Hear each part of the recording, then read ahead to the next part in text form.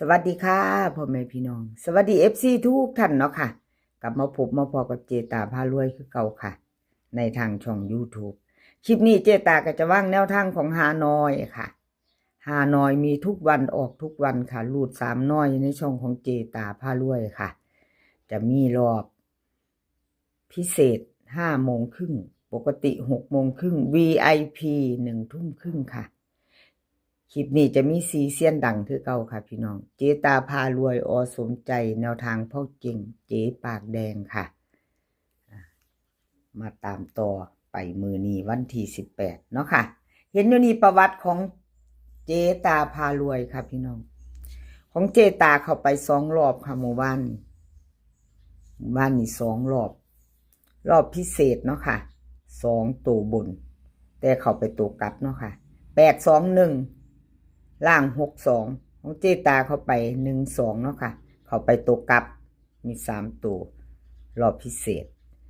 แล้วก็รอบปกติค่ะรอบปกติเอาเจตาคือบ่เขียนล่างเลยพี่น้องเจตาเข้าไปเนาะโอ้ขออภัยหลายๆเอาตื่นเต้นบ่ดีใจหลายเขา2 รอบฮือ FC เพิ่นคือสิหัวควนเนาะโอ้ยเจ้าลืมว่าเจตาเจ้าเข้าไป2 รอบว่าติขออภัยขออภัยปกติเข้าไป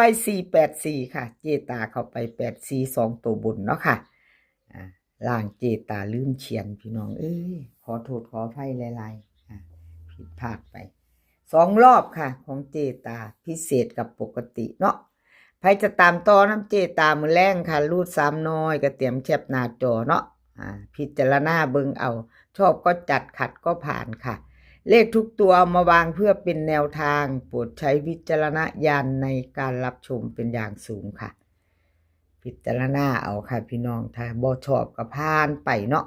ถ้าชอบก็จัดแคปหน้าจอไว้ไปลุ้นกันเนาะค่ะ5น้อย3 รอบในช่องเจตาแล้วก็มีทุกมื้อไม่มีวันหยุด5น้อยเนาะค่ะได้แจมือไวๆทุกวันเนาะค่ะแนวทางของ5น้อย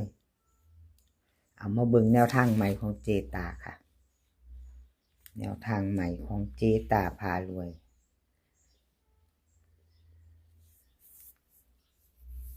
เจตาพารวยรูด3น้อย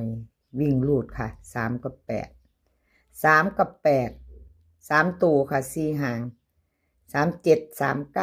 89 88เบิ้ล33 3ตัวค่ะ889 336วิ่งรูดเน้น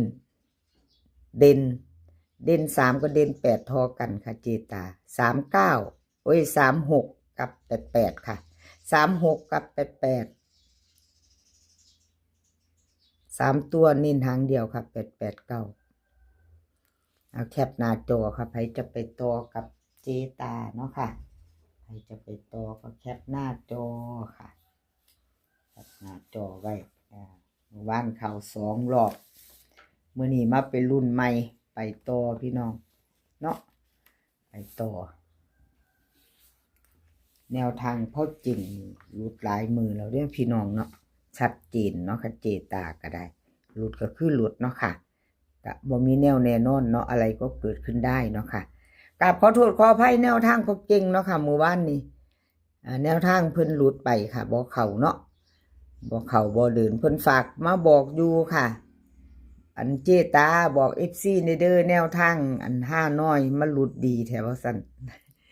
ขอโทษขออภัยว่าซั่นเพิ่นว่าเพิ่นกำลังหาพัฒน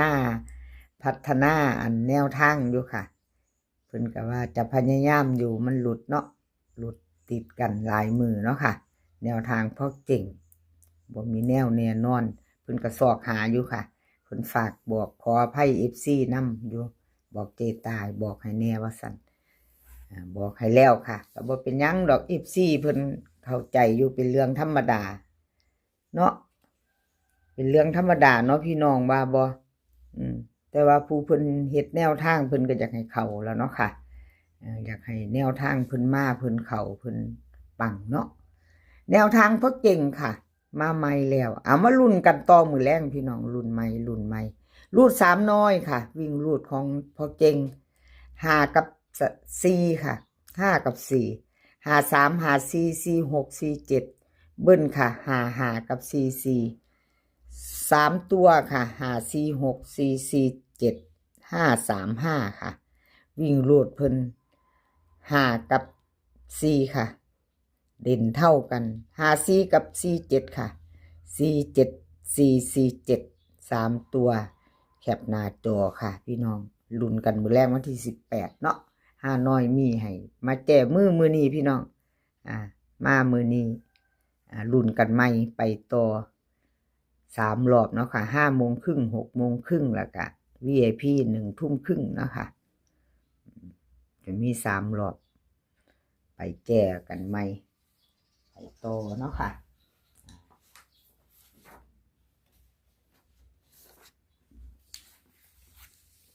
สมใจค่ะสมใจกะหลุดไปคือกันเด้อค่ะหลุดไปก็กราบขอโทษขออภัย FC แทนเพิ่นค่ะวันที่17หลุด3น้อยเมื่อวานนี้เนาะบ่เดินบ่เข้าจับคู่บ่มีบ่มาเนาะค่ะพี่น้องสมใจมาไปต่อไปใหม่เจตาเป็นกำลังใจให้คือเก่าค่ะเป็นกำลังใจให้กันและกันเนาะสมใจค่ะมาไปใหม่ตามต่อมาไปตามต่อสมใจสมใจรูด3น้อยค่ะรูด3น้อย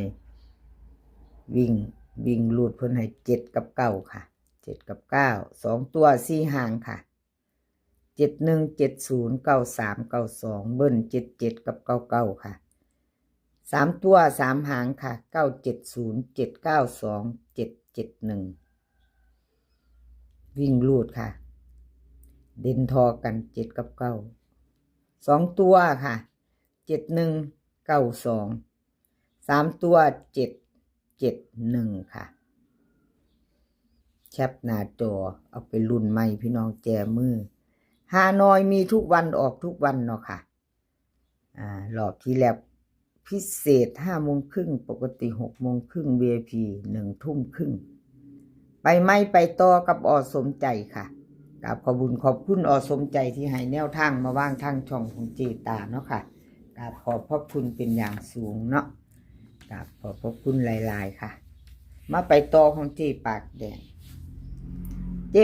เพิ่นฝากมาบอกเด้อค่ะพี่น้องมันหลุดดูแต่ช่วงนี้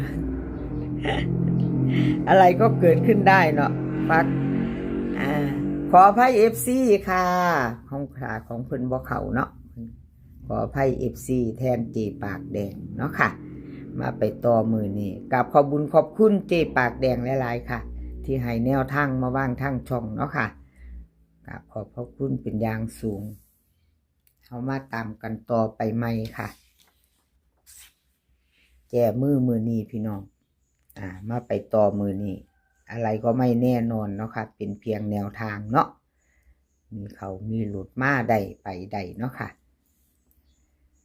เจ๊ปากแดงค่ะรูด3น้อยค่ะวิ่งรูดมือนี้เพิ่นให้มา1กับ8ค่ะ2ตัว4หาง1701 83 82ค่ะเบิ้ล1188 3ตัวค่ะ3หาง310 882 117ค่ะวิ่งรูดเด่นเท่ากัน1กับ8เน้น1กับ8 2ตัวค่ะ17กับ82เพิ่นเน้นให้เจปากแดง3ตัวค่ะเน้นหางเดียว882แคปหน้าจอค่ะใครจะไปต่อกับเจปากแดงมือแรงเนาะค่ะแก้มือใหม่ไปใหม่รูด3น้อยเนาะค่ะมีทุกมือในช่องเจตาก็มี3 รอบเนาะค่ะรอบพิเศษปกติ VIP ค่ะรูด3น้อยเมื่อวานนี้รุดไปบ่มากอะมาซ่อมเบิ่งมื้อนี้เนาะพี่น้องพิจารณามื้อนี้ค่ะไปต่อมื้อนี้วันที่18เนาะฮานอยมีทุกวันออกทุกวัน